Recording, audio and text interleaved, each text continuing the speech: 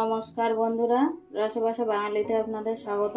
আমি আজ বানাবো পাকা পেঁপে ও আম দিয়ে চাটনি। বন্ধুরা, বাজার থেকে একটা পেঁপে কিনে আনা হয়েছে। দেখুন, পেঁপেটা কাটার পরে দেখছি পাকা। এই পাকা পেঁপেটার এক ফালি দিয়ে আমি ভাবছি চাটনি রান্না করব। তার জন্য আমি এখানে নিয়েছি হাফ ফালি পাকা পেঁপে, এটা গ্রেট করে নিয়েছি। ফোড়নের জন্য নিয়েছি একটা শুকনো লঙ্কা আর অল্প সর্ষে। নিয়েছি নুন, হলুদ, চিনি আর কাঁচা আম। কড়াইটা গরম হয়ে গেছে, আমি রান্নাটা সর্ষের তেলেই করব।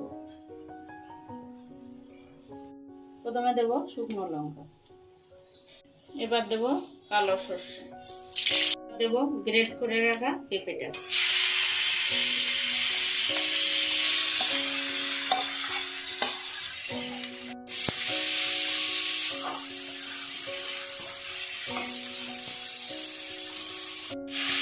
এবার দেবো স্বাদ মতো নুন, দেব পরিমাণ মতো হলুদ গুঁড়ো। নুন হলুদটা আমি পেঁপের সঙ্গে ভালোভাবে মিশিয়ে নেব। পেঁপেটাকে আমি একটু ঢাকা দিয়ে ভাজা করে নেব। আমি ঢাকনাটা খুলে নিচ্ছি।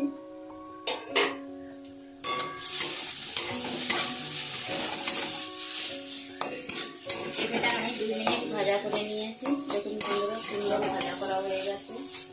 পেঁপেটা আমি তুলে নিচ্ছি। আমি আবারও একটু সর্ষের তেল দেব। এবার আমি কেটে রাখা আমগুলো দিয়ে দেব। দেবো সামান্য হলুদ গুঁড়ো, দেবো সামান্য নুন,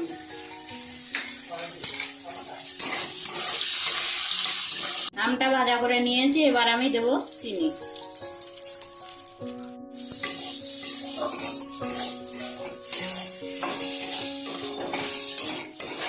চিনিটা দিয়ে আমটাকে আমি সুন্দর করে ভাজা করে নেব। আমটা কিন্তু চিনির সঙ্গে একদম সুন্দর মিশে গেছে। আমি দেব সামান্য একটু জল।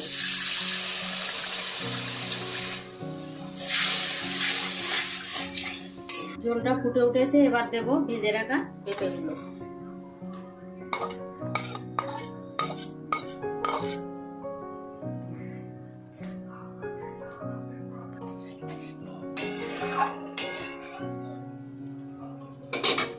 চাটনিটা আমি 2 মিনিট ঢাকা দিয়ে ফুটিয়ে নেব। 2 মিনিট হয়ে গেছে, আমি ঢাকনাটা খুলব।